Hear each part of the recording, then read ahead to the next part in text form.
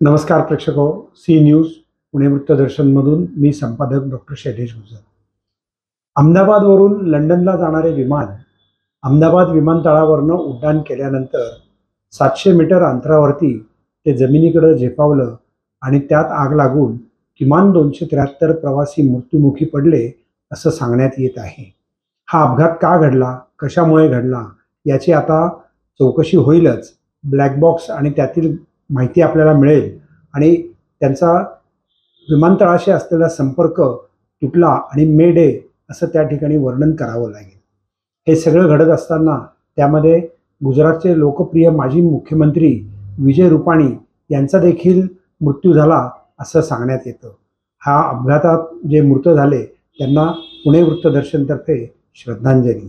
अहमदाबादच्या विमान अपघातामध्ये विमानातले 273 प्रवासी तर गेलेच, पण त्याबरोबर ते विमान ज्या वैद्यकीय हॉस्टेलवरती कोसळलं त्याच्यामध्ये भावी डॉक्टर्स राहत होते आणि किमान 300 डॉक्टर्स त्या ठिकाणी वास्तव्यास असावेत असा प्रशासनाचा अंदाज आहे. तथापि दिवसाची वेळ असल्यामुळे अनेक विद्यार्थी महाविद्यालयात गेले असतील, ज्यांना हॉस्पिटलच्या ड्युटी असतील तिकडे गेले असतील. पण हॉस्टेल म्हटल्यानंतर त्या ठिकाणी हॉस्टेलचे कर्मचारी देखील असतील, त्या ठिकाणी भोजनालय असेल, त्याचे आचारी वाढपी असतील, त्याचप्रमाणे तिथे गॅस सिलेंडर असेल त्याचाही स्फोट झाला असेल. नेमकी घटना काय आहे हे कळायला काही काळ जावा लागेल, पण रौद्र स्वरूप आहे एवढं मात्र नक्की.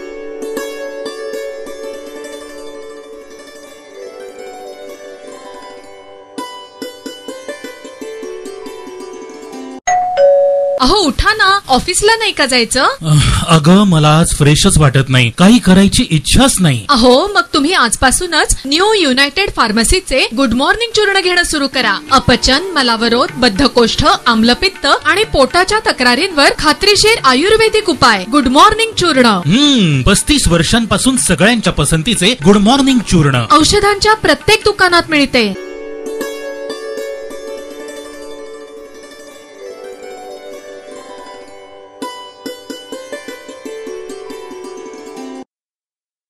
यावर्षी मे महिन्यातच मॉन्सून राज्यात दाखल झाला.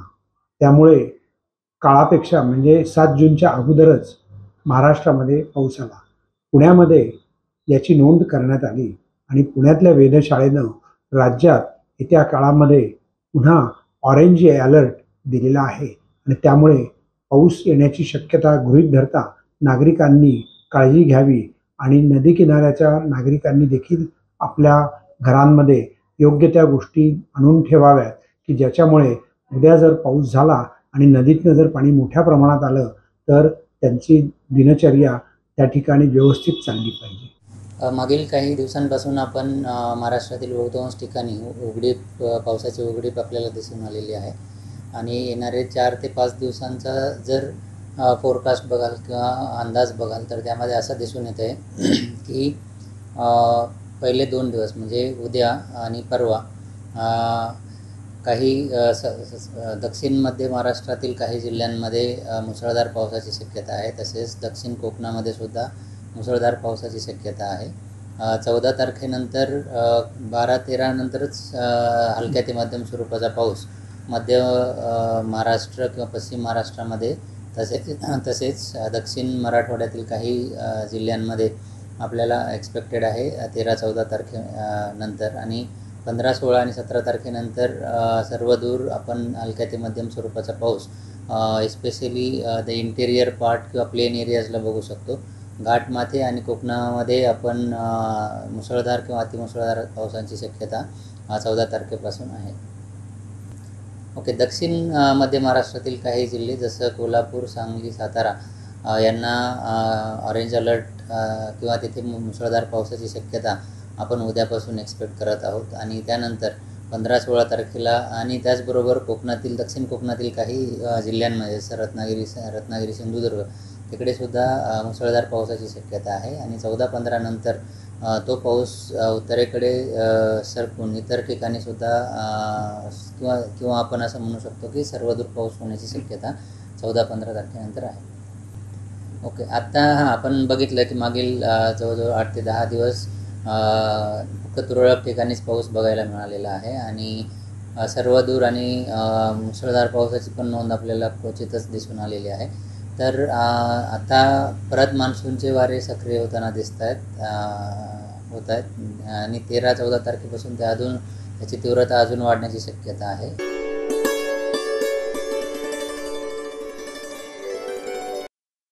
तुळशीबाग सार्वजनिक गणेशोत्सव मंडळ यावर्षी 125वं वर्ष साजरं करते. त्यामुळे वर्षभर विविध उपक्रमांच्या माध्यमातून ते कार्यरत आहे. त्याच वर्षभराच्या एका कार्यक्रम म्हणजे पुण्यातील पुजाऱ्यांचा सत्कार. तेव्हा आपण जाऊयात सारोजबाई. चिंचवड देवस्थानचे प्रमुख आदरणीय देव महाराज या कार्यक्रमाला आवर्जून उपस्थित असलेले शेटे सर, आदरणीय महेशजी सूर्यवंशी, डॉक्टर गुजर, दगडूशेठ हलवाई गणपती ट्रस्टचे अध्यक्ष सुनील भाऊ भागवतर, टिकार, जावळे, उपस्थित सर्वच बंधू भगिनी, आता कार्यक्रम 125 वर्षानिमित्त तुळशीबाग मंडळाने घेतला आहे. गेली फेब्रुवारीपासून त्यांचे विविध कार्यक्रम शहरामध्ये होत आहेत आणि अगदी चांगल्या पद्धतीचे कार्यक्रम ते घेतात. आजचं हे महत्त्व म्हणजे आज त्यांनी सगळ्या गुरुजींना एकत्र बोलवून त्यांचा सन्मान केला आहे. आत्ताच्या जमान्यामध्ये गुरुजी तुम्ही सगळे आहात. उत्सवामध्ये 10 दिवस काम करतच असतो, पण आपल्या या ऐतिहासिक पुण्यामध्ये ऐतिहासिक गणपतीची मंदिरं आहेत आणि या मंदिरामध्ये भक्तीचा दीप कायम तेजत ठेवणारे, आपले पौरात्य करणारे आणि ह्या सर्व गणरायाची पूजा करणारे गुरुजी हे कायम थोडे दुर्लक्षित राहतात आणि ह्या मंडळाने एक त्या हेतूने ह्या सगळ्या गुरुजींना सन्मानित करण्यासाठी आजच्या या कार्यक्रमाचं आयोजन केलेलं आहे. श्रीमंत दगडूशेठ हलवाई गणपती ट्रस्टचे कोषाध्यक्ष माननीय महेशभाऊ सूर्यवंशी, सर्व गणपती देवस्थान आणि मंडळाचे अध्यक्ष पदाधिकारी मी तुळशीबाग मंडळाच्या वतीने सहर्ष स्वागत करतो. शतकोत्तर रौप्य महोत्सवी वर्ष यंदाच्या वर्षी साजरं करत असताना अनेक उपक्रमांचं आयोजन केलेलं आहे. या सर्व उपक्रमांमध्ये एक विविधपणा आहे आणि या स्वागत करतो, त्यांना वंदन करतो. आणि या निमित्ताने व्यासपीठावर उपस्थित असलेले चिंचवड देवस्थानचे अध्यक्ष माननीय आमदार महाराज देव, या देवदेवेश्वर संस्थान याचे अध्यक्ष माननीय रमेशजी भागवत, पुण्याचं ग्रामदैवत श्री कसबा गणपती त्याचे अध्यक्ष, अतिशय भक्तिभावाने देवाचे सर्व पूजा विधी उपचार हे ते करत असतात. त्यामुळे आपल्याला दर्शन घेताना अतिशय प्रसन्न वाटत असतं. त्यांचं देखील खूप मोठं असं योगदान हे या निमित्ताने आहे. किंबहुना या सर्व मंडळींमुळे आपला धर्म हा टिकून राहायला खूप मोठी मदत झालेली आहे. कारण स्ट्रक्चर सांभाळता येईल देवळाचं, परंतु त्या देवतेला सांभाळणं ही काही सोपी गोष्ट नाही आहे. वेगवेगळ्या देवता आहेत, त्याच्या वेगवेगळ्या उपासना आहेत, वेगवेगळ्या पद्धतीने त्याच्या पूजा आहेत. हे सर्व मंडळी अतिशय तन्मयतेने, समर्पित भावनेने हे सर्व करत असतात. त्या या स्थानाचं महत्त्व जपणं आणि या स्थानाचं महत्त्व वाढवणं याच्यामध्ये विश्वस्तांच्या बरोबरीने त्यांचा मोठा वाटा असतो. कारण त्यांच्यामुळे या गणपतीची व्यवस्थित पूजा वगैरे होत असते. काही दिवसापूर्वी आपल्या सगळ्यांच्या नजरेमध्ये एक बोर्ड आला असेल की आम्ही तो आमच्या देवळामध्ये लावलेला होता की आम्ही सनातन धर्माचं पालन करणारी लोक आहोत आणि त्याच्याशिवाय कुठल्याही प्रकारच्या पूजा या आमच्या, त्याच्यातला महत्त्वाचा सनातन धर्माचं पालन हा जो भाग आहे तो खरं म्हणजे सगळे गुरुजी करत असतात आणि त्यांच्याशिवाय इतक्या काटेकोरपणे हे पुढं जाणं अशक्य असतं. सर्व त्या गुरुजींना, ब्रह्मवृंदांना मी नमन करतो. कारण त्यांच्यामुळे ते सगळं चालू आहे. कारण आमच्याकडे पर्वतीपासून सगळ्या ठिकाणी पर्वतीवरती पावसाळ्याच्या दिवसात किंवा थंडीच्या दिवसामध्ये लवकर जाणं आणि ठरलेल्या वेळी त्याची पूजा करणं हे त्याचं खरं म्हणाल तर व्रतस्थ काम असतं. तेही ही सगळी लोक पुरी करत असतात.